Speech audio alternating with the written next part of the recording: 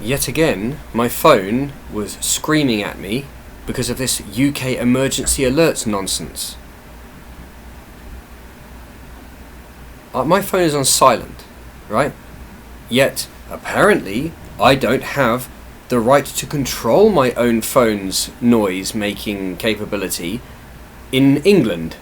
Apparently, that is a right I do not have, and I have to opt out of the emergency nonsense, which means that I don't have any privacy, because in order to opt out, I would have to somehow register myself as having opted out.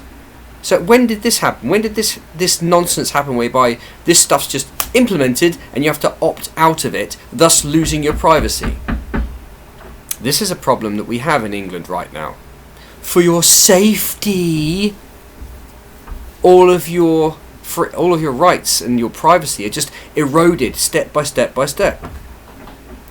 And again, I draw this massively back to the feminist nonsense, because women are overarchingly obsessed with safety all the time. Men aren't. Men make things happen. They make things work. So we've been hoodwinked. We've been hamstrung by this obsession with safety. And it's not about safety. It's about control.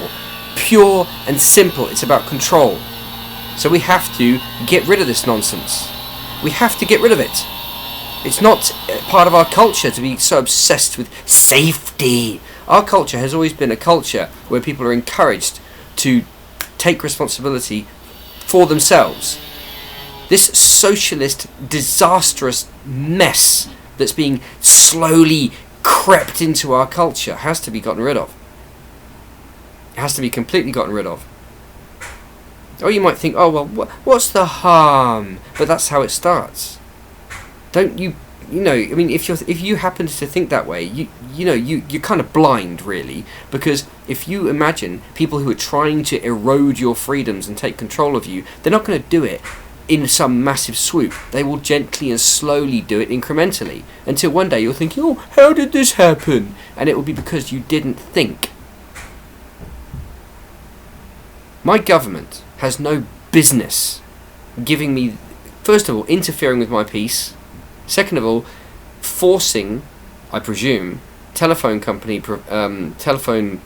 service providers to override their customers' settings on their own phone.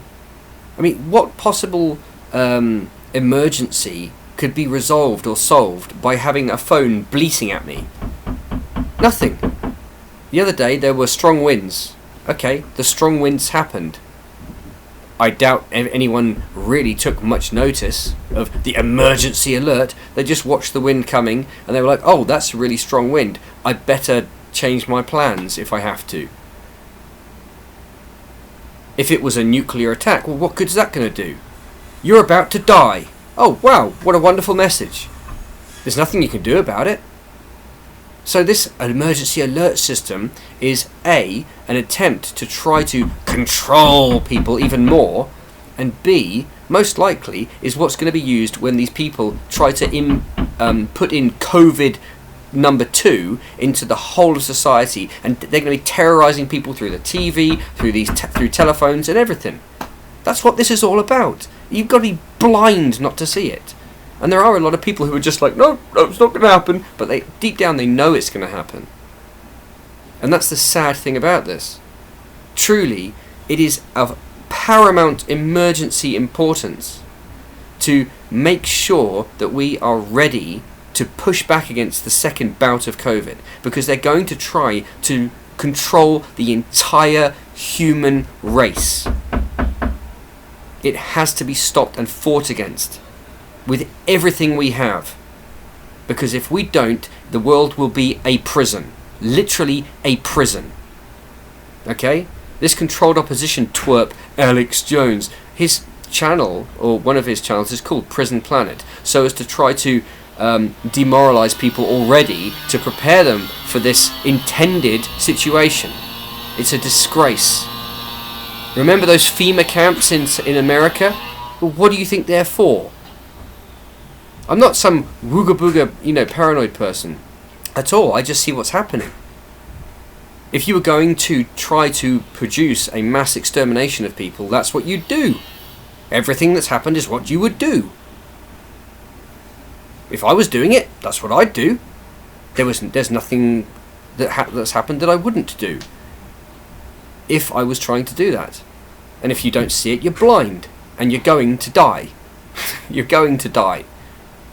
And you'll be sitting there going, oh, how did this happen? So I guess it's up to people like me to actually stop this.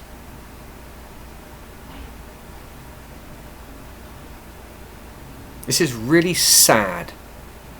Really sad.